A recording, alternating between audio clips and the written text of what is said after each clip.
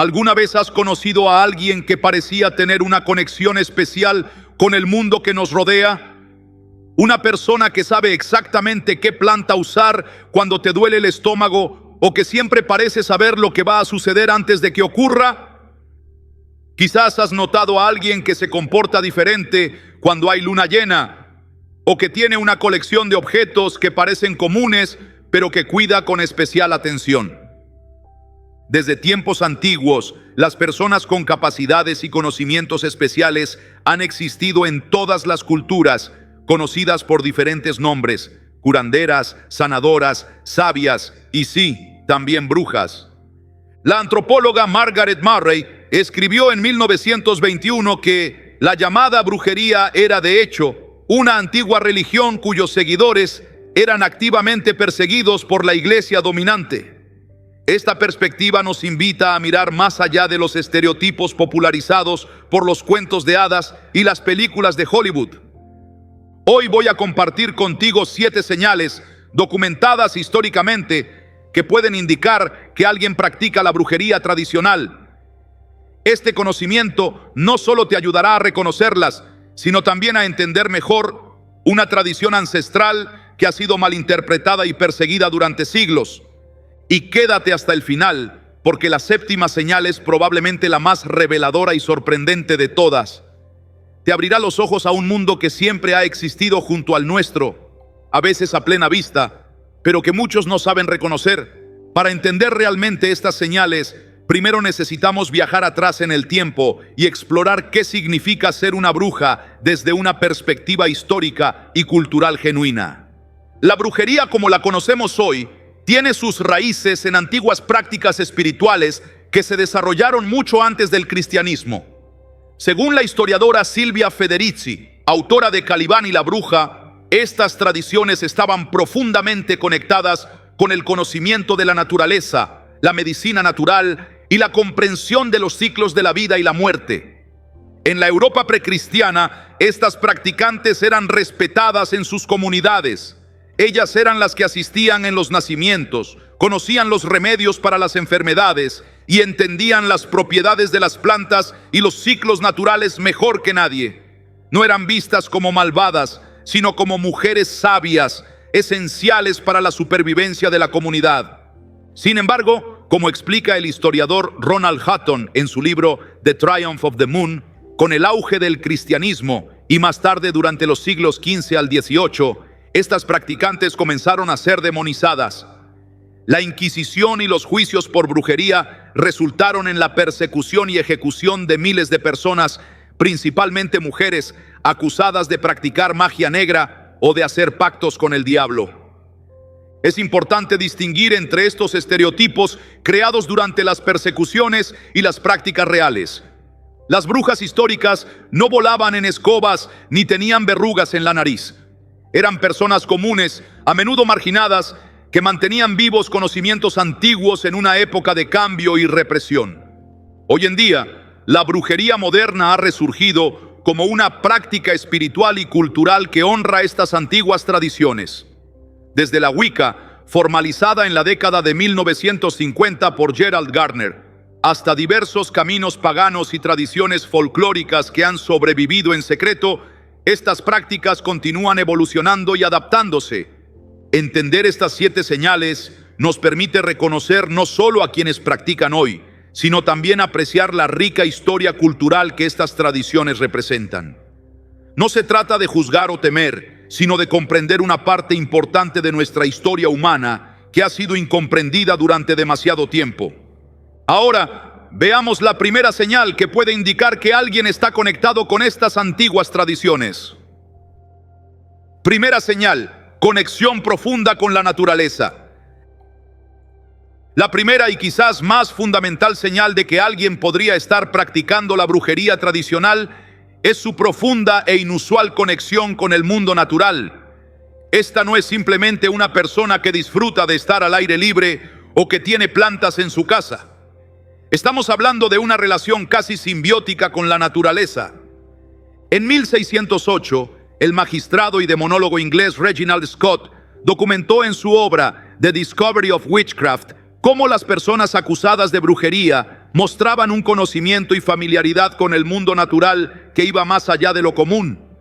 Observó que estas mujeres sabias parecían comunicarse con el mundo natural de maneras que otros no podían entender. ¿Cómo se manifiesta esta conexión en la vida cotidiana?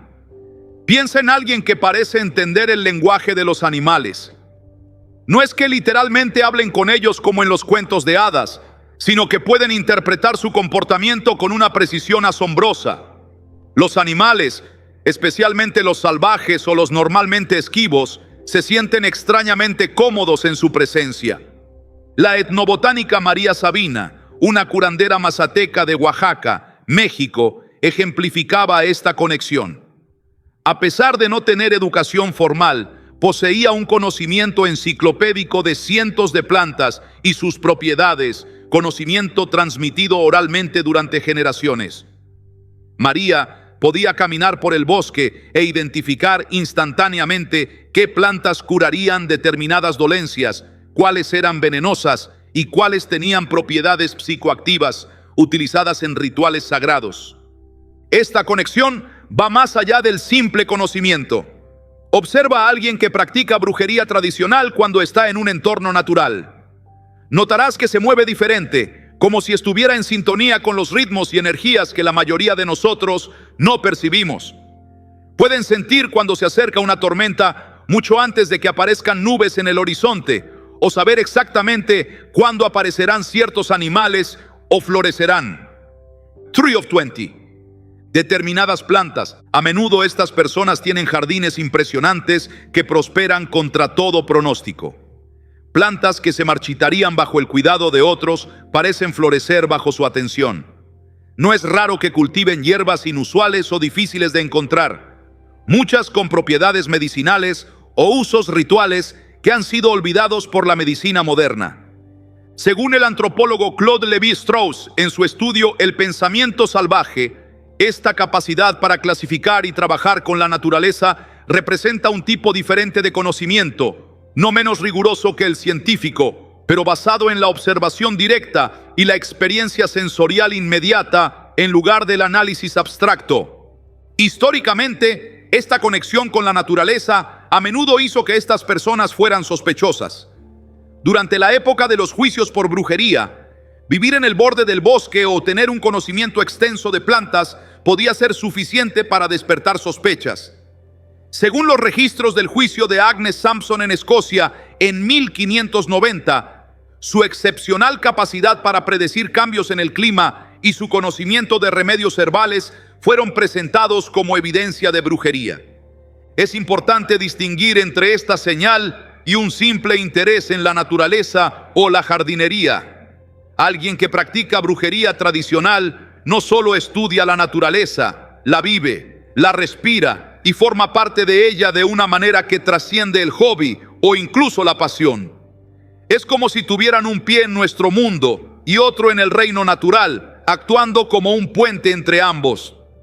En las culturas indígenas de todo el mundo, estas personas a menudo ocupaban roles especiales como chamanes o curanderos. La antropóloga Marija Gimbutas documentó cómo, en la antigua Europa, las mujeres que mantenían este tipo de conexiones eran consideradas encarnaciones de la diosa de la tierra, respetadas por su capacidad para mediar entre el mundo humano y el natural. Esta conexión se manifiesta también en una conciencia aguda de los ciclos naturales. Pueden organizar sus vidas según las fases de la luna, los solsticios y equinoccios, o los ciclos de siembra y cosecha, incluso si viven en entornos urbanos donde estos ciclos ya no son relevantes para la mayoría de las personas. Observa también cómo reaccionan ante fenómenos naturales. Durante una tormenta eléctrica, mientras otros buscan refugio, ellos podrían estar observando maravillados. En una noche de luna llena, podrían sentirse inexplicablemente energizados. Esta resonancia con los fenómenos naturales es casi física, como si su cuerpo y espíritu estuvieran sintonizados con las frecuencias del mundo natural. En nuestra sociedad moderna, donde la mayoría vivimos desconectados de la naturaleza, esta profunda conexión puede parecer casi sobrenatural. Sin embargo, los antropólogos sostienen que representa una forma de conocimiento que alguna vez fue común a todos los humanos, antes de que la industrialización y la urbanización crearan una separación entre las personas y el mundo natural. Si conoces a alguien que parece tener esta extraordinaria conexión con la naturaleza, que parece poder leer sus señales como quien lee un libro abierto, podrías estar en presencia de alguien que mantiene vivas antiguas tradiciones de brujería. Ahora, pasemos a la segunda señal, igualmente reveladora, pero centrada en un aspecto específico de esta conexión con el mundo natural. Segunda señal: conocimiento herbario y medicinal. ¿Alguna vez has conocido a alguien que siempre sabe qué planta usar para cualquier dolencia? Una persona que guarda en su cocina frascos llenos de hierbas secas, tinturas extrañas y aceites que ha preparado ella misma. Este conocimiento herbario no es casual y constituye la segunda señal clara de que alguien podría estar practicando la brujería tradicional.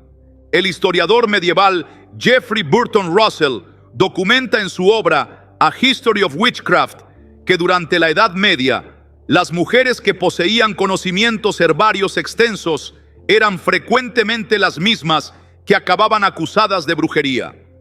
Este conocimiento, transmitido oralmente a través de generaciones, abarcaba cientos de plantas y sus aplicaciones, desde curar enfermedades hasta inducir estados alterados de conciencia para rituales espirituales.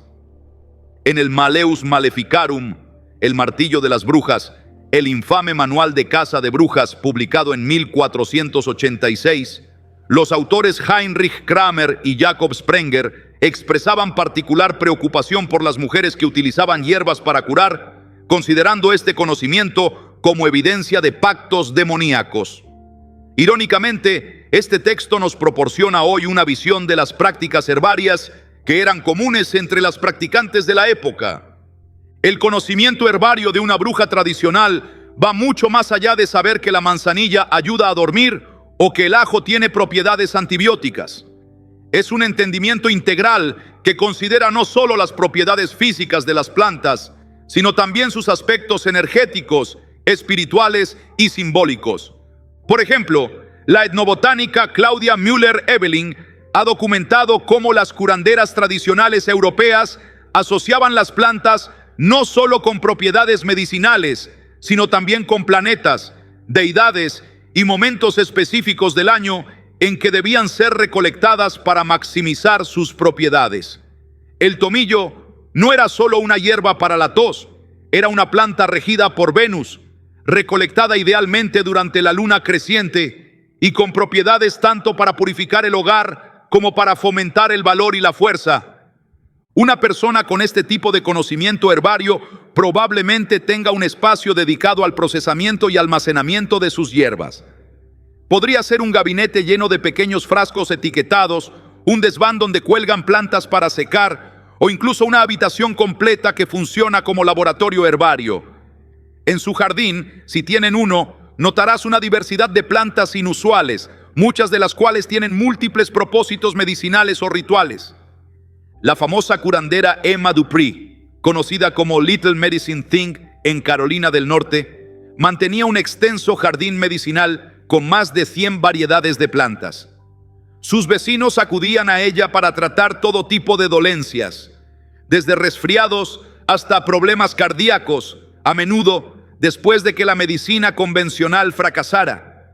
Emma no solo conocía las propiedades de cada planta, sino también el momento exacto en que debía recolectarse y cómo hablarle mientras lo hacía. Es importante distinguir entre un herbolario común y alguien que practica la brujería tradicional. Mientras que cualquier persona interesada puede aprender sobre hierbas medicinales a través de libros o cursos, la practicante tradicional tiene un enfoque más holístico e intuitivo. No solo sigue recetas, entiende las plantas como entidades con espíritu propio, con las que establece relaciones recíprocas. La antropóloga Judith O'Kelly, en su estudio sobre curanderas gitanas en Inglaterra, describe cómo estas mujeres conocían no solo las propiedades de las plantas, sino también los rituales específicos para recolectarlas, agradecerles y pedirles permiso antes de arrancarlas. Este aspecto ritual y relacional es característico del conocimiento herbario vinculado a la brujería tradicional. Observa también cómo estas personas hablan de sus plantas. No es raro que se refieran a ellas por nombres tradicionales en lugar de sus nombres científicos o comunes. Diente de león puede ser leche de bruja, hierba de los deseos o planta del oráculo, revelando capas de conocimiento folclórico que se han perdido para la mayoría. La etnofarmacóloga Rosita Arvigo documentó que las curanderas tradicionales mayas no solo conocían las propiedades medicinales de las plantas, sino también sus contrapartes espirituales. ¿Qué oraciones o cantos debían acompañar su uso? ¿Y qué ofrendas debían hacerse a cambio de su poder curativo? Esta dimensión espiritual del conocimiento herbario es una clara señal de prácticas de brujería tradicional.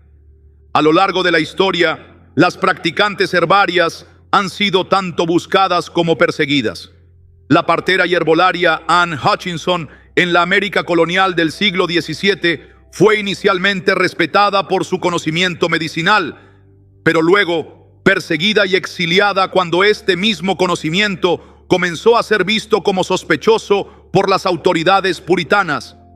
En nuestra era moderna de medicamentos producidos en masa, encontrar a alguien que pueda identificar docenas de plantas medicinales en un paseo por el bosque, que conozca las fases lunares óptimas para recolectarlas y que mantenga un conocimiento detallado de sus múltiples aplicaciones, es encontrar a alguien que está preservando un linaje de sabiduría que se remonta a miles de años.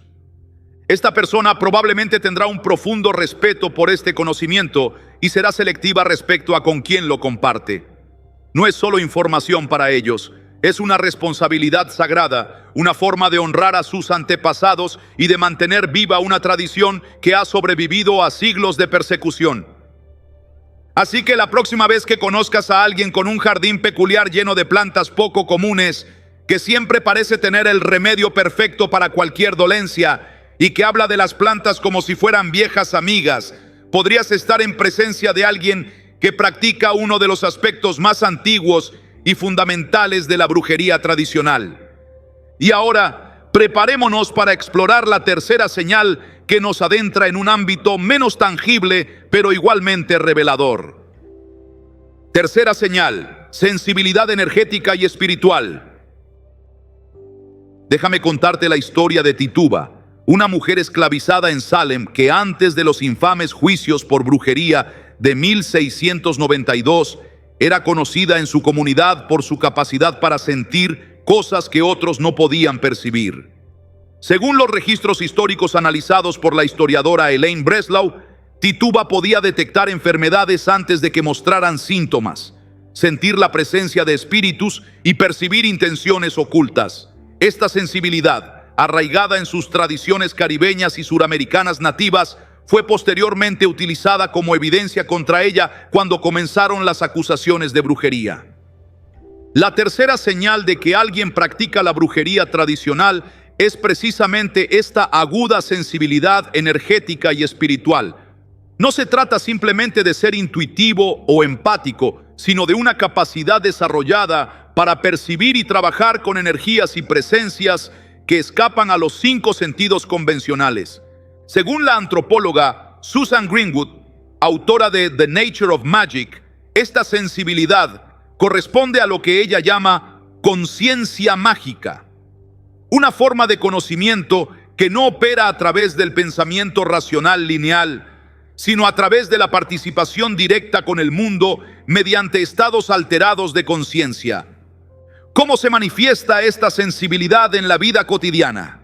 Observa a alguien que, al entrar en una habitación, parece inmediatamente consciente de la atmósfera emocional, no solo notando si la gente está feliz o triste, sino percibiendo tensiones específicas, conflictos no resueltos o incluso eventos que ocurrieron allí en el pasado.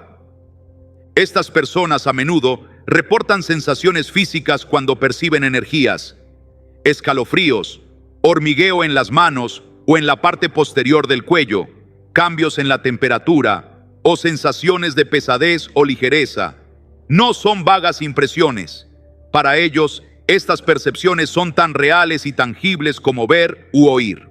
La parapsicóloga Louisa Rhine documentó cientos de casos de personas con sensibilidad extraordinaria durante el siglo XX, encontrando patrones consistentes en cómo describen sus experiencias. Un aspecto notable es que muchos de sus sujetos provenían de familias con tradiciones de curandería o don especial, transmitido a través de generaciones. La antropóloga Felicitas Goodman, que estudió prácticas de trance en diversas culturas, descubrió que las personas con roles similares a lo que llamaríamos brujas en sus sociedades tradicionales compartían la capacidad de entrar voluntariamente en estados de conciencia alterada que aumentaban su sensibilidad perceptiva. En tiempos históricos, esta sensibilidad podía manifestarse como la capacidad para encontrar agua subterránea, saoríes, localizar objetos perdidos o incluso detectar enfermedades mediante la lectura del aura o campo energético de una persona. El folclorista británico Owen Davies ha documentado cómo hasta principios del siglo XX, en comunidades rurales europeas, existían personas conocidas como videntes, que eran consultadas regularmente para estos propósitos. Alguien con esta sensibilidad podría hablar de ver colores alrededor de las personas, sentir nudos o bloqueos energéticos en el cuerpo de alguien enfermo, o percibir la presencia de seres no físicos. Para muchos observadores escépticos, estas afirmaciones pueden parecer fantasiosas, pero la antropología transcultural muestra que tales percepciones son reportadas consistentemente en diversas culturas sin contacto entre sí. La historiadora Emma Wilby, en su estudio de transcripciones de juicios por brujería en Escocia, encontró descripciones detalladas de acusadas que afirmaban ver y comunicarse con espíritus de la naturaleza, ancestros o entidades que servían como guías y maestros. Lejos de ser inventos para confesar bajo tortura, Wilby argumenta que estas descripciones reflejan experiencias genuinas interpretadas a través del marco cultural de la época. Una característica notable de esta sensibilidad es su especificidad.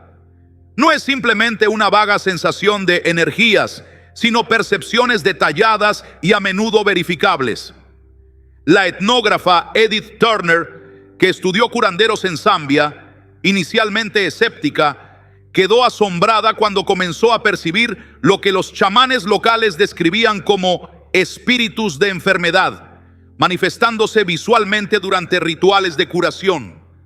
Las personas con esta sensibilidad a menudo toman precauciones específicas que pueden parecer extrañas a otros. Pueden evitar ciertos lugares que sienten como pesados o oscuros, utilizar técnicas de protección energética antes de entrar en espacios concurridos, o realizar limpiezas energéticas regulares de sus hogares usando sahumerios, sonidos o visualizaciones. También pueden mostrar una capacidad inusual para trabajar con estas energías de manera práctica. Pueden aliviar dolores de cabeza con imposición de manos, detectar exactamente dónde se encuentra una lesión sin ser informados, o crear cambios perceptibles en la atmósfera de un espacio mediante rituales o intenciones focalizadas. La médica y antropóloga Ruth Inge Heinze documentó numerosos casos de curanderos tradicionales que podían diagnosticar enfermedades con precisión solo leyendo el campo energético del paciente, a menudo identificando problemas que posteriormente eran confirmados por exámenes médicos convencionales. Esta sensibilidad no es algo que aparezca de la noche a la mañana. Según la historiadora Eva Pox, en las tradiciones de brujería europea, esta capacidad a menudo se desarrollaba a través de iniciaciones formales, enfermedades transformadoras o experiencias cercanas a la muerte que abrían la percepción a otras dimensiones de la realidad. Es importante distinguir esta sensibilidad genuina del simple interés en lo paranormal o esotérico. Alguien que simplemente lee libros sobre energías o asiste a talleres esporádicos puede tener curiosidad. Pero una persona con la sensibilidad característica de la brujería tradicional vive esta percepción de manera constante e integral como parte de su experiencia cotidiana del mundo. Si conoces a alguien que parece saber cosas sin que le sean dichas, que constantemente percibe aspectos de la realidad que otros pasan por alto y que navega por el mundo como si estuviera sintonizado con frecuencias adicionales de experiencia, podrías estar en presencia de alguien que encarna esta tercera señal de la brujería tradicional. A continuación, exploraremos la cuarta señal, que nos muestra cómo estas percepciones se traducen en prácticas concretas, siguiendo los ritmos de la naturaleza. Cuarta señal: rituales y prácticas cíclicas. Imagina observar a alguien que sin falta, cada luna llena, sale a su jardín para colocar un cuenco de agua bajo la luz plateada, o a una persona que en cada cambio de estación realiza una limpieza profunda de su hogar, acompañada de rituales específicos y la preparación de alimentos tradicionales. Estos patrones de comportamiento cíclico constituyen la cuarta señal reveladora de alguien que practica la brujería tradicional. A lo largo de la historia, las brujas han sido fundamentalmente guardianas de los ciclos. Mientras que el calendario moderno avanza linealmente, la conciencia tradicional se mueve en círculos, siguiendo los patrones de la luna, el sol, las estaciones y los ciclos de vida y muerte.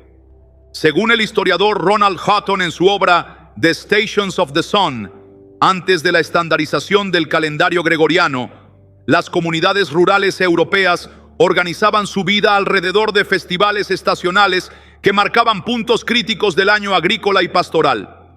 Estas celebraciones, como Imbolc, Beltane, Lughnasadh y Samhain, formaban el núcleo del año ritual para quienes practicaban las antiguas tradiciones y fueron posteriormente demonizadas como aquelarres de brujas. La arqueóloga Marija Kimbutas encontró evidencia de que estos ciclos rituales se remontan al menos al Neolítico, con figuras femeninas vinculadas a fases lunares y estacionales apareciendo en artefactos de hace más de 7000 años. Estos patrones rituales, argumenta, representan una continuidad sorprendente en las prácticas espirituales centradas en los ciclos naturales. ¿Cómo se manifiestan estos rituales cíclicos en la actualidad?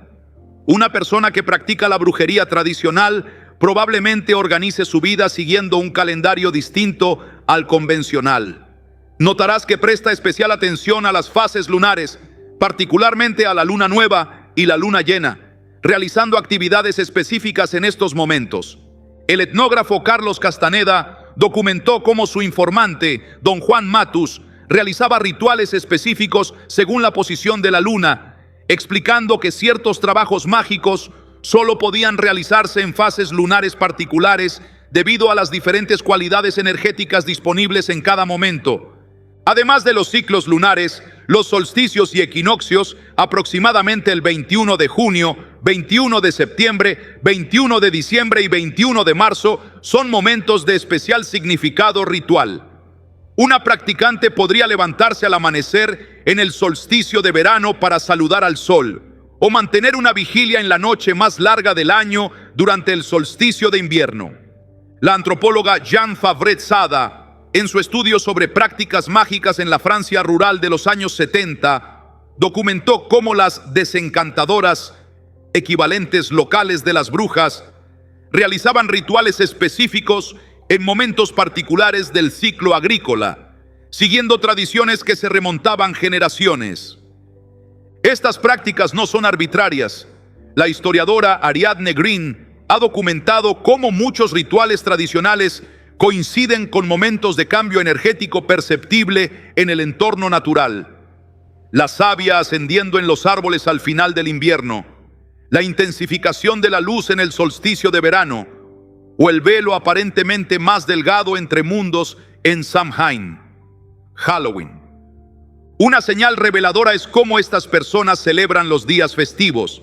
Mientras que la mayoría participa en celebraciones convencionales, alguien que practica la brujería tradicional podría observar discretamente los 8 sábados del año pagano, los solsticios, equinoccios y los puntos intermedios entre ellos. Incluso si participan en festividades convencionales como Navidad o Pascua, podrían incorporar elementos más antiguos y paganos en sus celebraciones, reconociendo las raíces precristianas de estas festividades.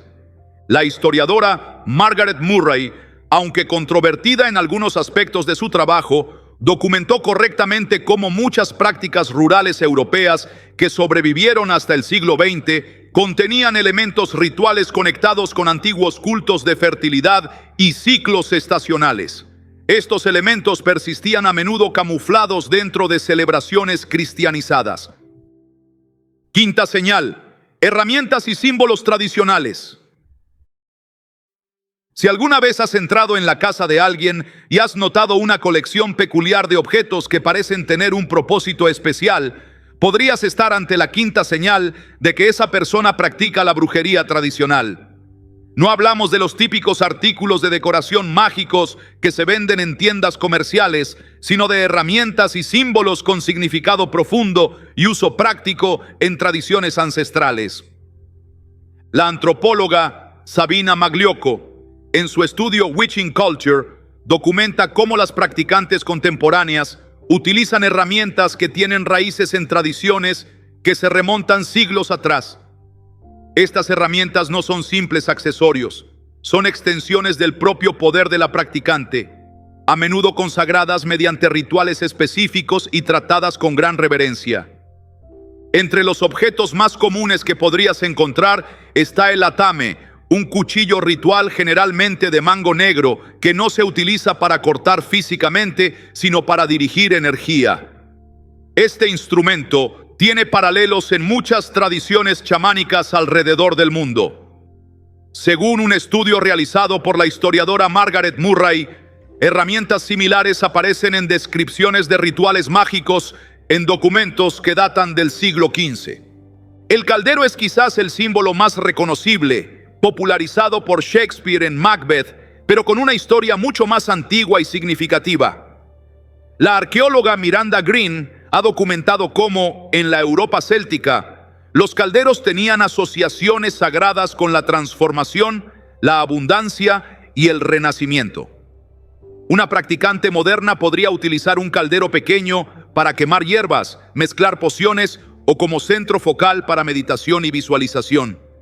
Otros objetos que podrías notar incluyen varas o bastones, a menudo hechos de maderas específicas como sauce, roble o avellano. Según el folclorista Nigel Pennick, diferentes maderas tienen asociaciones tradicionales distintas. El sauce se vincula con la luna, el agua y los sueños. El roble con la fuerza y la protección, el avellano con la sabiduría y la adivinación. La etnógrafa Tanya Luhrmann, en su estudio sobre practicantes contemporáneos, observó que estas herramientas no son consideradas mágicas en sí mismas, sino conductos que amplifican la intención y energía de quien las utiliza. Como explicó una de sus informantes, la magia no está en la vara está en la bruja. Algo particularmente revelador es la presencia de un altar personal. A diferencia de los altares religiosos convencionales, estos espacios sagrados suelen ser muy personalizados y pueden contener una variedad de objetos: piedras, plumas, huesos, figurillas, velas de colores específicos, cuencos con agua o sal, plantas y otros elementos naturales. El historiador Owen Davis ha documentado cómo estos altares domésticos tienen precedentes en prácticas populares europeas que sobrevivieron clandestinamente durante siglos de persecución religiosa. Una practicante de brujería tradicional podría también tener símbolos específicos en su hogar o incluso tatuados en su cuerpo. Pentalfas, estrellas de 5 puntas, trisqueles, espirales triples, lunas crecientes, nudos celtas o símbolos de la diosa son comunes. Según la arqueóloga Marija Gimbutas, muchos de estos símbolos se remontan al Neolítico y han mantenido asociaciones con lo sagrado femenino y los poderes de la naturaleza a través de milenios. La historiadora Emma Wilby, analizando transcripciones de juicios por brujería del siglo XVII, encontró descripciones de amuletos y talismanes que las acusadas llevaban para protección o para atraer buena fortuna. Estos objetos pequeños, a menudo hechos de materiales naturales y grabados con símbolos específicos, tienen equivalentes modernos en las prácticas de hoy. Lo que distingue a una verdadera practicante es su relación personal con estas herramientas. No las colecciona por estética o moda, sino que desarrolla una relación profunda con cada objeto. El antropólogo Robert Wallis documentó cómo muchas practicantes tradicionales pasan por procesos específicos para encontrar sus herramientas, a veces esperando años hasta que el objeto correcto se presenta, a menudo de maneras sincrónicas o inesperadas. Estas herramientas suelen ser tratadas con un cuidado especial. Podrías observar que la persona las limpia físicamente y las limpia energéticamente, tal vez pasándolas por el humo de hierbas sagradas como la salvia, el romero o el palo santo. Muchas practicantes guardan sus herramientas envueltas en telas naturales como seda o lino, y algunas mantienen ciertos objetos ocultos de la vista de extraños. La antropóloga Susan Greenwood observó que las practicantes experimentadas pueden realizar rituales sin ninguna herramienta física, habiendo internalizado lo que estos objetos representan simbólicamente. Sin embargo, incluso estas practicantes suelen mantener ciertos objetos por su valor ancestral y tradicional. Un aspecto fascinante documentado por la historiadora Eva Pox es cómo estos objetos a menudo se transmiten a través de generaciones. Una varita, un anillo o incluso una simple piedra pueden pasar de abuela a nieta, cargando no solo el poder simbólico del objeto, sino también la conexión con los ancestros que lo utilizaron. Estos objetos heredados son especialmente valorados en las tradiciones de brujería familiar. Algunos símbolos pueden no ser evidentes para un observador casual.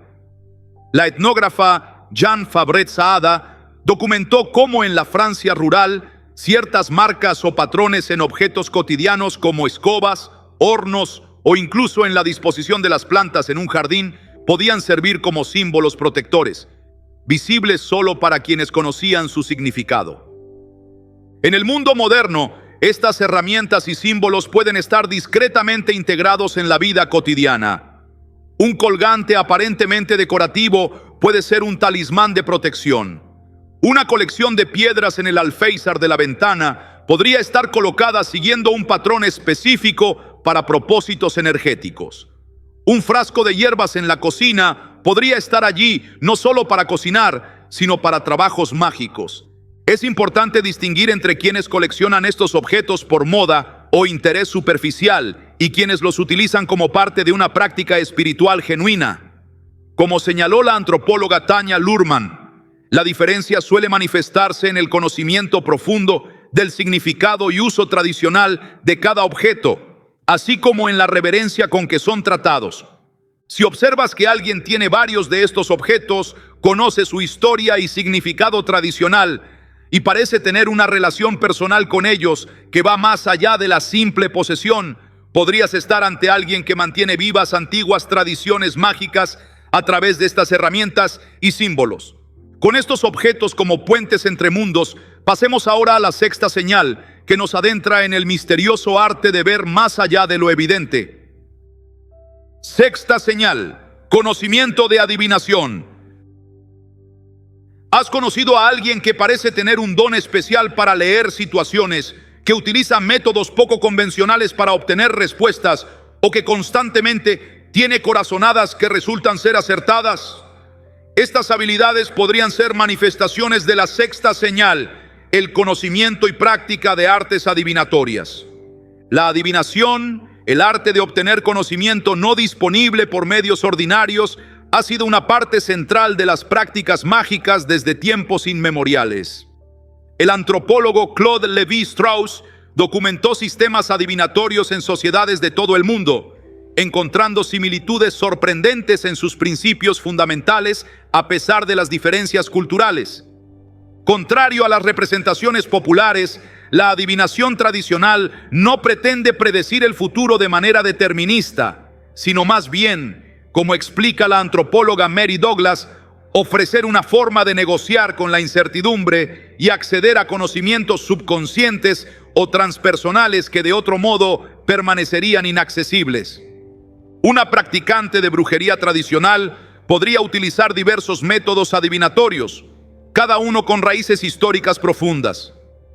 El tarot, aunque relativamente reciente en su forma actual, siglo XV, incorpora simbolismo hermético y cabalístico mucho más antiguo. Según la historiadora Gertrude Moakley, las imágenes del tarot conservan elementos de antiguos sistemas de conocimiento que sobrevivieron a la censura religiosa precisamente porque estaban disfrazados como simples cartas de juego.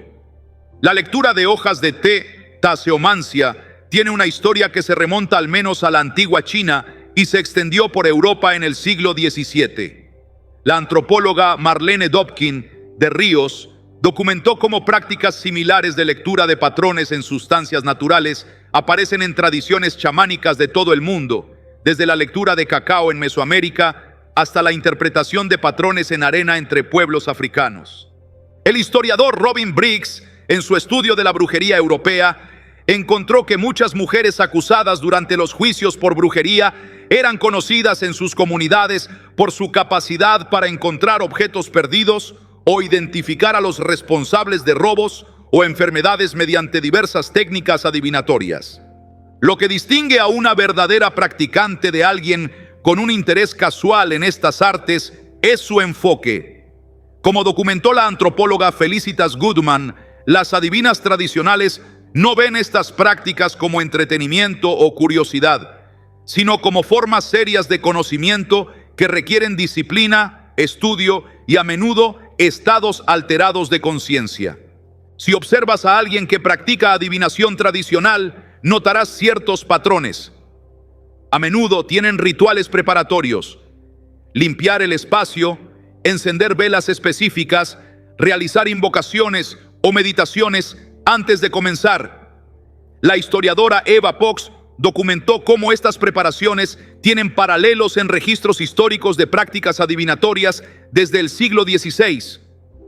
Estas personas suelen tener una relación especial con sus herramientas adivinatorias. Un mazo de tarot no es un simple conjunto de cartas, sino casi un ser vivo con el que la practicante desarrolla una relación. La antropóloga Susan Greenwood observó cómo las practicantes experimentadas a menudo describen sus herramientas adivinatorias como teniendo personalidad o voz propia. Una característica particularmente reveladora es la capacidad para usar sistemas adivinatorios improvisados o naturales.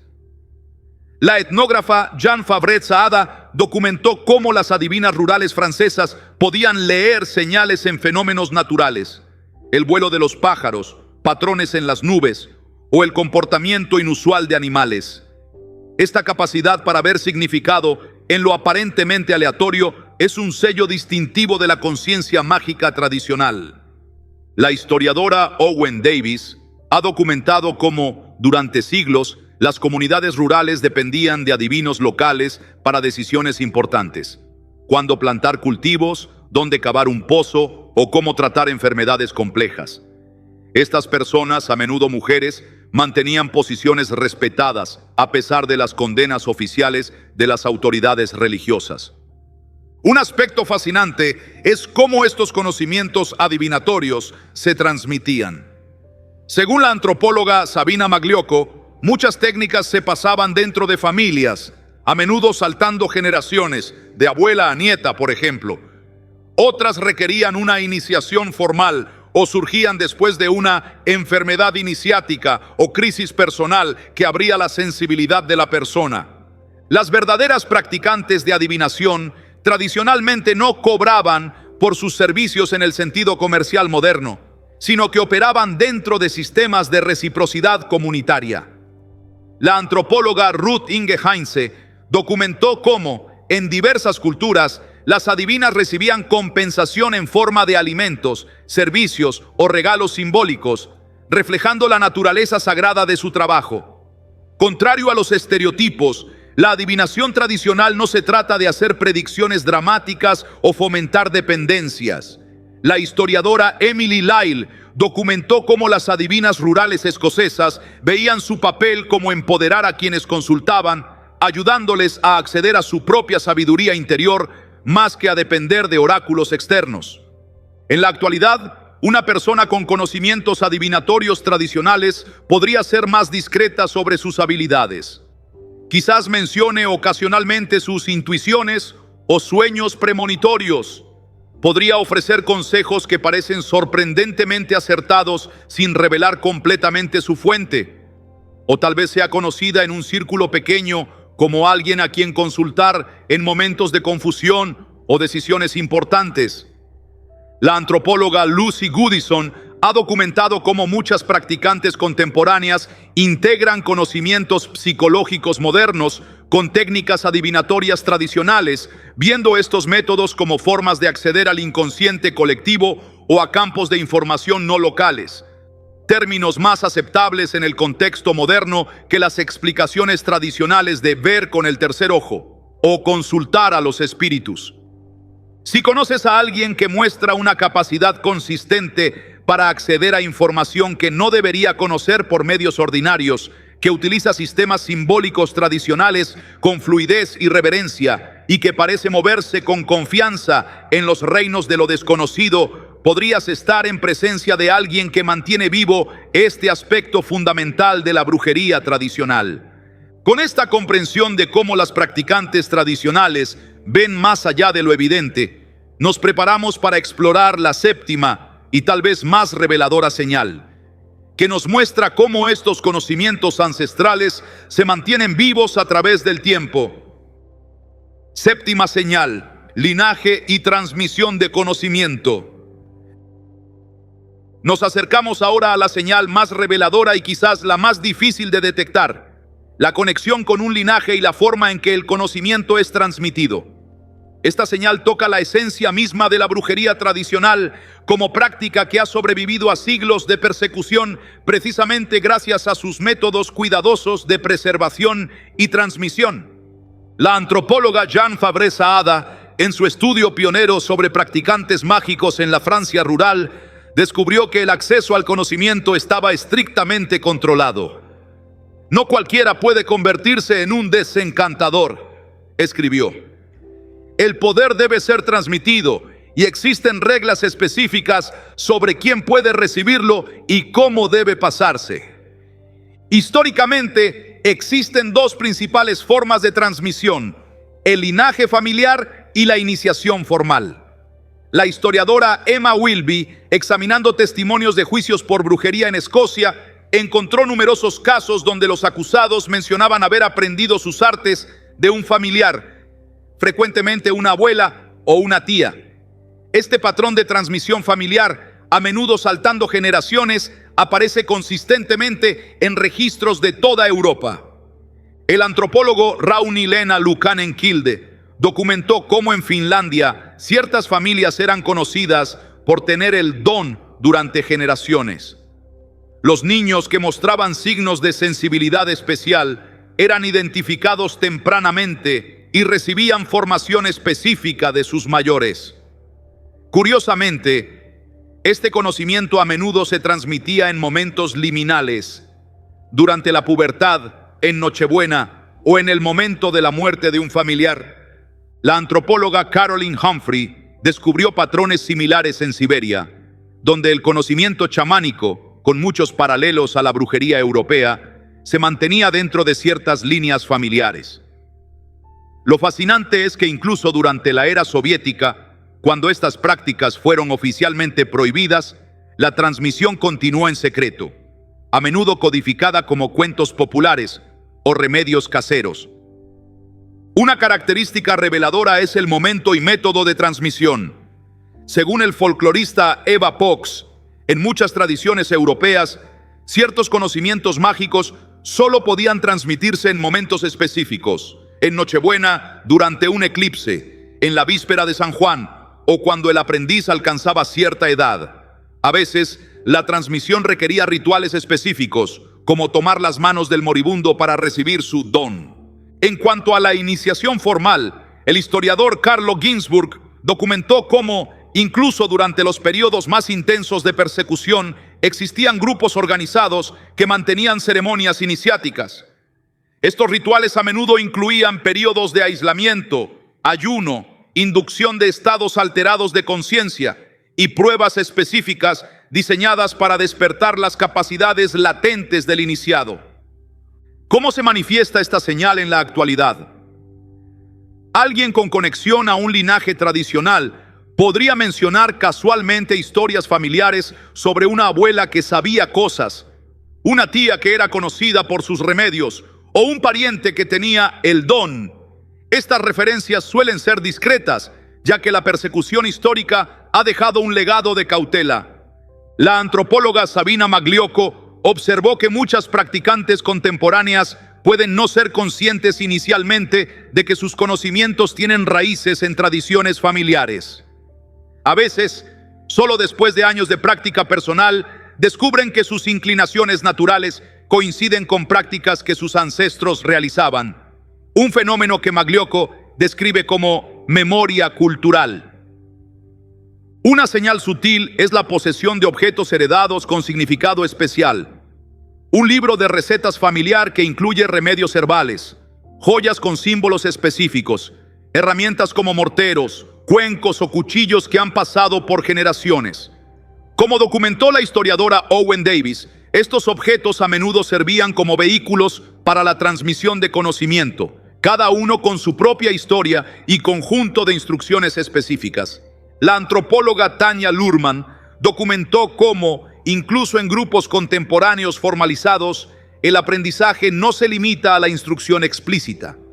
Muchos conocimientos se transmiten a través de lo que ella llama aprendizaje interpretativo, un proceso gradual donde el estudiante aprende a ver e interpretar el mundo a través de una lente mágica, desarrollando nuevas formas de percepción y comprensión. Un aspecto fascinante documentado por el folclorista Henry Glassie es cómo el conocimiento tradicional a menudo se codifica en formas aparentemente inocuas: canciones de cuna, cuentos populares, proverbios o técnicas artesanales como el tejido o la jardinería. Una practicante que ha heredado conocimiento tradicional podría conocer cantidades inusuales de folclore local, canciones antiguas o técnicas artesanales que tienen significados ocultos. La transmisión de conocimiento en la brujería tradicional no es simplemente intelectual, sino experiencial y corporizada. La antropóloga Susan Greenwood observó que ciertas posturas, gestos y formas de moverse pueden ser parte del conocimiento transmitido. Una practicante experimentada puede ser reconocida por la forma en que se mueve en un espacio sagrado o por gestos específicos que realiza inconscientemente mientras trabaja. Un indicador importante es la actitud hacia el conocimiento. Como documentó la etnógrafa Felicitas Goodman, las practicantes tradicionales suelen ver su saber no como una posesión personal, sino como un regalo recibido y una responsabilidad hacia su comunidad y hacia las generaciones futuras. Esta humildad ante el conocimiento, el reconocimiento de ser simplemente un eslabón en una cadena de transmisión, es característica de las tradiciones genuinas. La historia oral juega un papel crucial.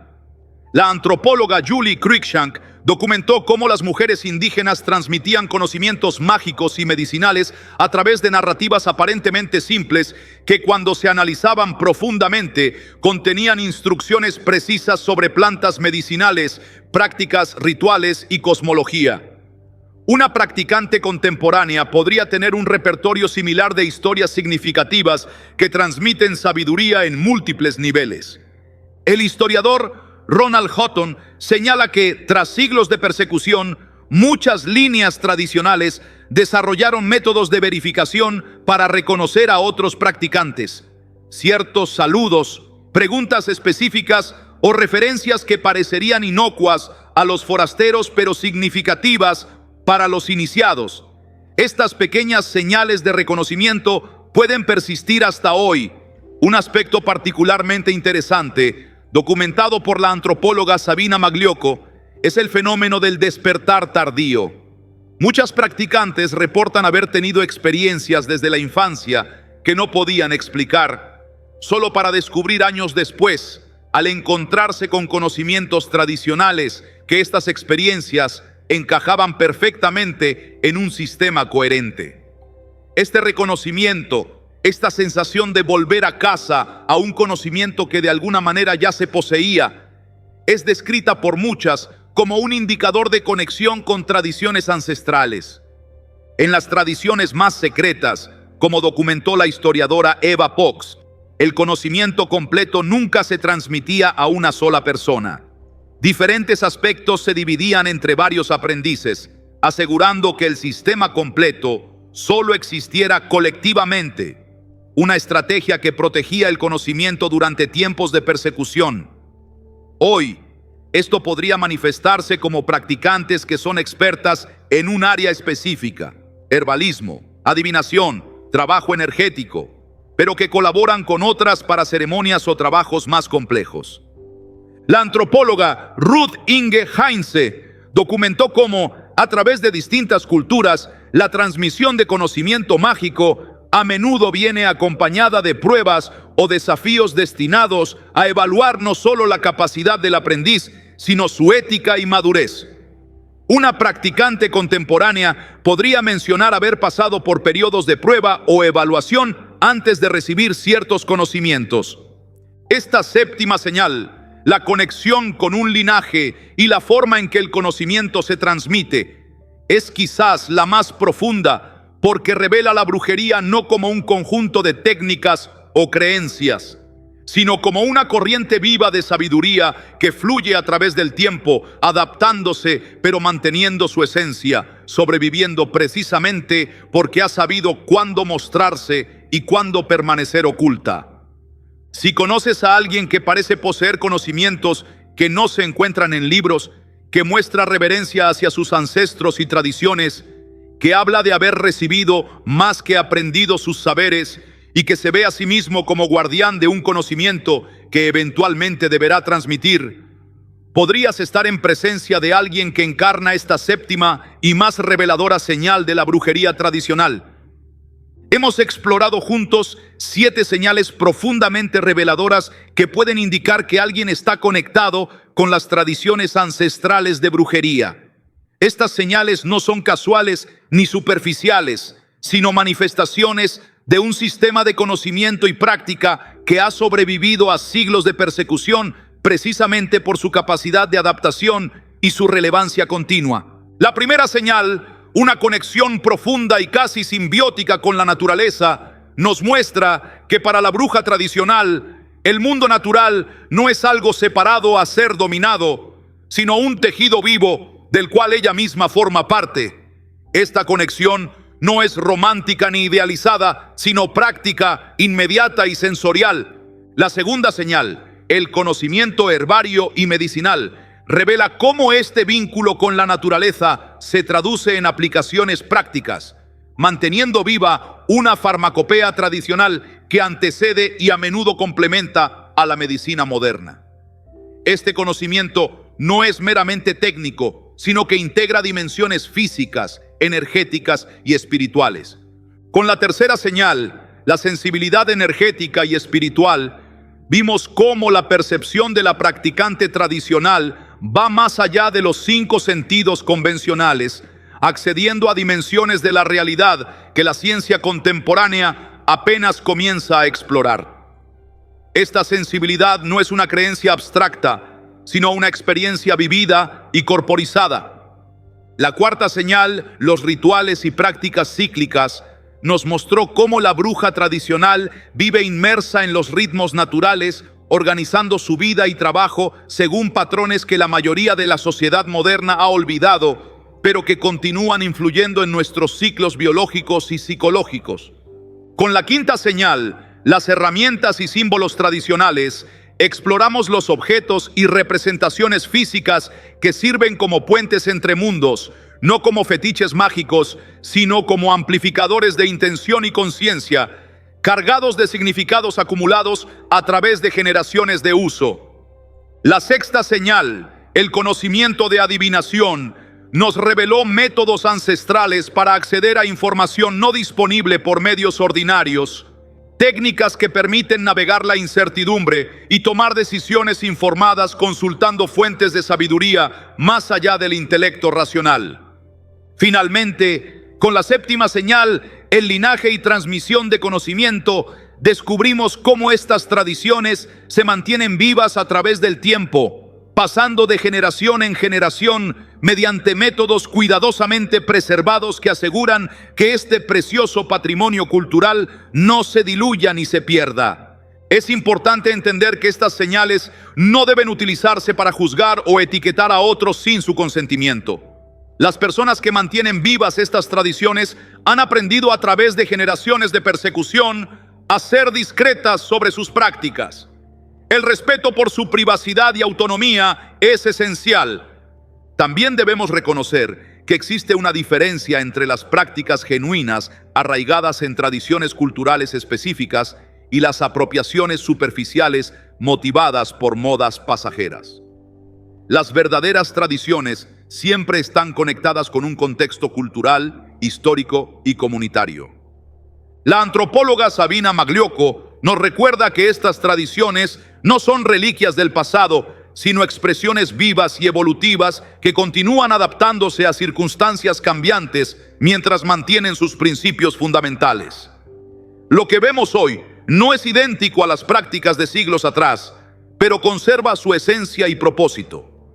En un mundo que enfrenta crisis ecológicas, sociales y espirituales sin precedentes, estas tradiciones ofrecen perspectivas valiosas. Una ética de interconexión con la naturaleza, métodos para mantener el equilibrio personal y comunitario, y formas de conocimiento que complementan el paradigma científico dominante. Como señala el historiador Ronald Hutton, la persecución histórica de estas tradiciones representó no solo una tragedia humana, sino también una pérdida cultural inmensa. Al reconocer y respetar estas prácticas hoy, participamos en la reparación de ese daño histórico y en la preservación de un patrimonio cultural que pertenece a toda la humanidad. Hemos recorrido juntos un camino fascinante a través de estas 7 señales que revelan la presencia de antiguas tradiciones de brujería en el mundo contemporáneo. Más allá de los estereotipos y las representaciones distorsionadas, hemos descubierto un sistema de conocimiento y práctica profundamente arraigado en la conexión con la naturaleza, la sabiduría ancestral y una forma alternativa de percibir y relacionarse con el mundo. Estas tradiciones no son reliquias del pasado ni invenciones modernas, sino corrientes vivas de sabiduría que han fluido subterráneamente a través de siglos de persecución, emergiendo hoy en formas que combinan la fidelidad a sus raíces con la adaptación a nuevos contextos. Si has reconocido algunas de estas señales en personas que conoces o incluso en ti mismo, te invito a acercarte a estas tradiciones con respeto y curiosidad genuina. La antropóloga Margaret Mead nos recordaba que nunca dudes que un pequeño grupo de ciudadanos reflexivos y comprometidos puede cambiar el mundo. De hecho, es lo único que alguna vez lo ha hecho. Las guardianas de estas tradiciones han sido precisamente ese tipo de personas, manteniendo viva una llama de conocimiento cuando habría sido más fácil y seguro dejarla extinguirse. Te animo a compartir en los comentarios tus propias experiencias o encuentros con estas tradiciones. ¿Has conocido a alguien que mostraba estas señales?